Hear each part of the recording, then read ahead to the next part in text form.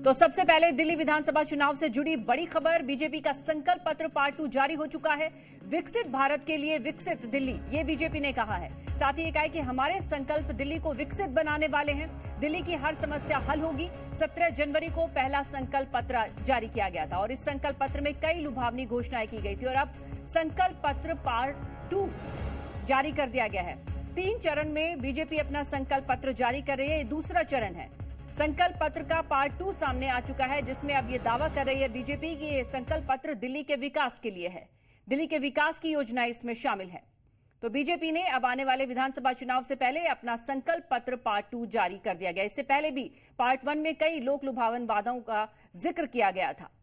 ये कहा है बीजेपी ने कि विकसित भारत के लिए विकसित दिल्ली और हमारे संकल्प दिल्ली को विकसित बनाने वाले हैं। इस संकल्प पत्र में विकास की बात कही गई है बीजेपी की तरफ से और ये कहा है, ये दावा किया गया है कि दिल्ली की हर समस्या हल होगी।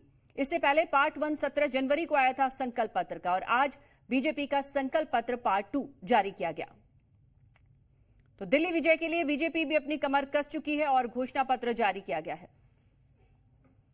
2 तस्वीरें हम आपको दिखा रहे हैं। 21 जनवरी की यह तस्वीर आज की है, जब बीजेपी ने अपना संकल्प पत्र का दूसरा चरण जारी किया है और 17 जनवरी को पहला संकल्प पत्र का पार्ट 1 जारी किया गया था। जेपी नड्डा ने तब जारी किया था और आज अनुराग ठाकुर।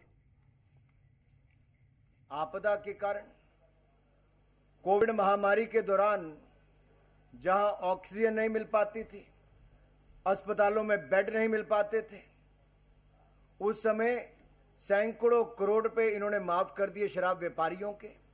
2026 करोड़ का घोटाला आपदा ने, आम आदमी पार्टी ने किया और कैग की रिपोर्ट जब आ गई तो उस रिपोर्ट को भी विधानसभा में नहीं लेकर गए।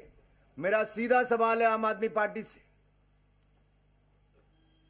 ऐसी क्या मजबूरी थी कि कैग रिपोर्ट को आप विधानसभा क्यों नहीं लेकर गए? अपने भाषण देने के लिए आप कभी 1 दिन 2 दिन के विधानसभा सत्र बुलाते थे, कैग रिपोर्ट को पेश क्यों नहीं किया गया?